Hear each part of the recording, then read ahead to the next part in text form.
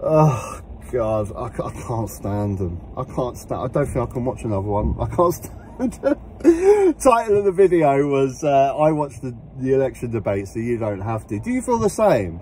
I just find them so nauseating. They're just performance artists, aren't they? Performing monkeys on a stage, virtue signalling. I hate it. Now, I'll get into the ins and outs later in the video of who I think brought up good points and such. But first of all, I just have to say, I cannot stand this endless waffle from these politicians. The virtue signalling is just, I hate it. They never answer a question. They get a question about the NHS. Oh, I'm concerned about the NHS. What are you going to do? And then they just stand there and go, well, you know, the NHS is an important part of my life. My mother was a nurse. I understand the pressures that the NHS are. Just answer the question. We know it's shit.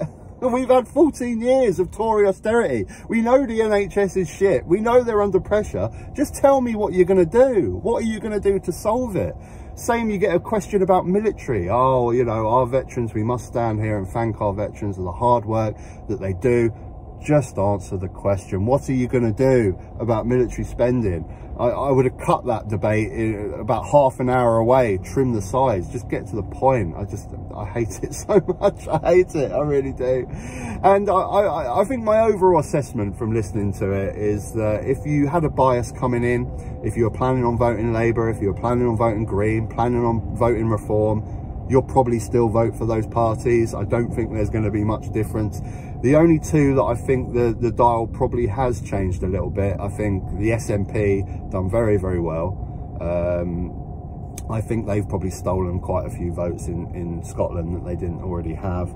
But mainly, the Tories will be losing votes after that. Penny Mordaunt was god awful. She was terrible. She was absolutely terrible. I mean, basically, her whole plan throughout the whole debate was Labour are raising taxes by £2,000. Angela Rayner, no, we're not. They're raising taxes. Angela Rayner, no, we're not. They're raising taxes. Angela Rayner, no, we're not raising taxes for working people. They're raising taxes. I guess they're just going on that theory that the bigger the lie, the more you believe, right? And if you just keep hammering it home, eventually people will go, well, she keeps mentioning it, so it must be true. I mean, that was her policy. And, I mean, she didn't do well from the get-go, really. They did kind of throw her in the frying pan with this thing with Rishi Sunak ditching out on the D-Day memorial service.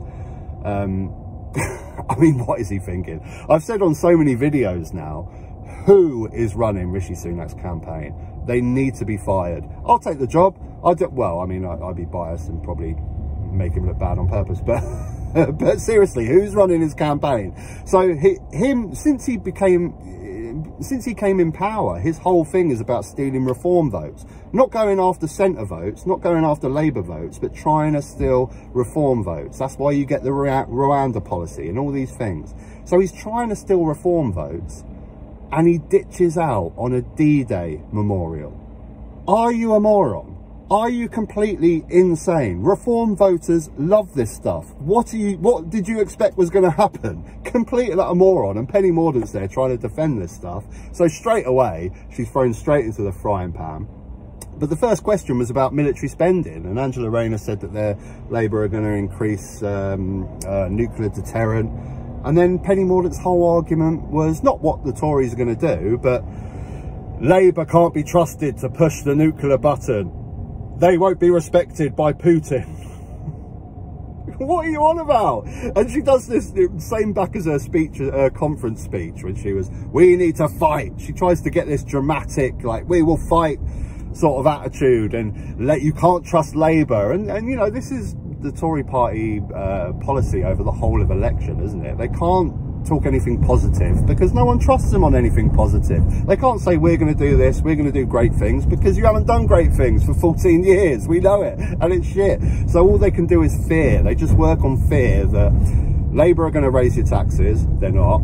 And Labour can't be trusted on nuclear deterrent. So bizarre. But yeah, she done awful, and without doubt I think the Tories lost votes on that debate. It was terrible. Who come out well? The smaller parties always do well in these debates, don't they? Because they have the comfort of knowing that they're not actually going to be in power to be able to put in a policy that they want. So it's a little bit more comfortable for them, isn't it? I think, like I said, it looks like I'm going to be voting SNP if I'm going to choose from that debate. The fact that I live in Brighton, I'll worry about that later. But yeah, they done fantastic. I'm sorry, my mind's gone completely blank on the guy from the SAP. I'm driving, I can't check it. But they brought up some great points. Immigration was the big one, wasn't it? So Farage, on his usual, immigration, all the problems in society are down to immigration, and SNP done a fantastic job of what not enough people do, is trying to highlight the obvious benefits that we get from migrant workers. You can't overstate the fact that we have a birth rate that is lower than it's ever been in history. We have more people over 65. In the last 5 years, the population of over 65s has grown by 2 million. And you have to come to terms with the fact, how are we paying for these extra 2 million pensions, healthcare, without increasing the tax base with migrant workers? If we're not producing more kids to start working and paying tax, how are we going to pay for those pensions? He's done a great job of doing that. Angela Rayner also done a good point on this one, actually, when she reiterated the fact that we don't invest in our kids. We haven't done over the last 14 years. Nursing bursaries, that I've mentioned on many a video, is one of the worst things the Tories done to the NHS. We used to pay to train British citizens to become nurses. We don't now. So we now have a country that's solely reliant on immigrant work. Great points from both of those. Farage overall, I mean, he done a great job at bashing the Tories, really. He was definitely had a game plan of bashing the Tories. That's where he wants to gain votes for reform, not from Labour. I mean, he actually complimented Angela Rayner at one point, saying at least she's got a bit of fire, she should be leader of the party. But yeah, over the taxes, over immigration, he hammered Penny Mordaunt. He really did. One good point that only Nigel Farage brought up, which I was a little bit disappointed, was changing the voting system, a change to PR. I would have liked to have seen Carla from the Greens agree with Nigel Farage on that. You know, she could have done it in that normal way where you go, oh, you know, I can't believe I'm doing this, but I'm agreeing with Nigel Farage. Farage was the only one to bring up proportional representation. I was a little bit disappointed. I would have liked to have seen Carla get on that, because that is why we've got the problems from Labour and the Tories, and why these sort of debates show what these parties really stand for. Because the Tories and Labour, they have to appeal to a wide voter base, so they're kind of taking a little bit from the SNP, from Greens, from Reform, to try and appeal to a wider vote base. But the smaller parties can be definitive on what they want and clear message on what they stand for. Labour and Tories can't do that. The Greens in general, do I think Carla done quite well? In parts.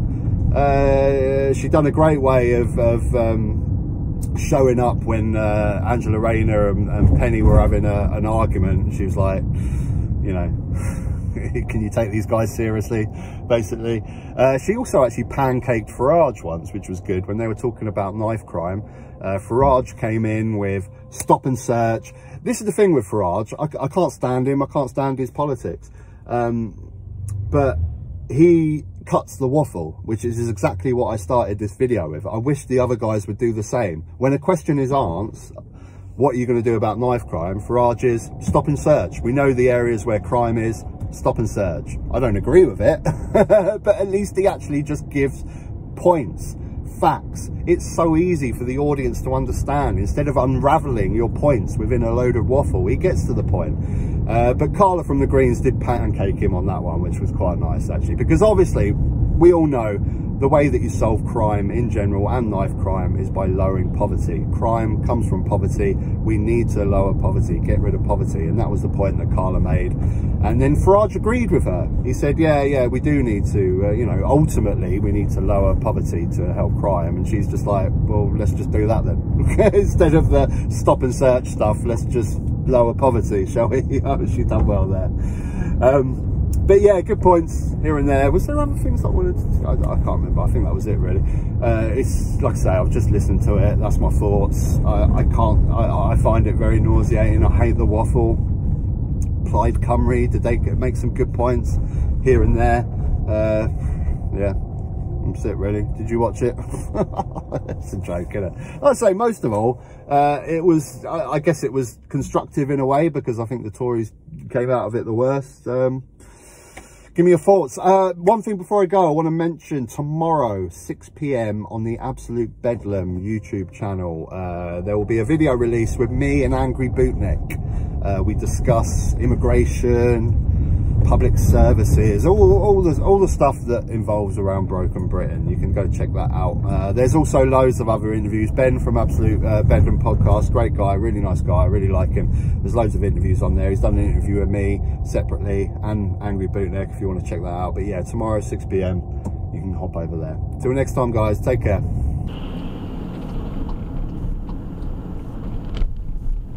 Hello. For fuck's sake, you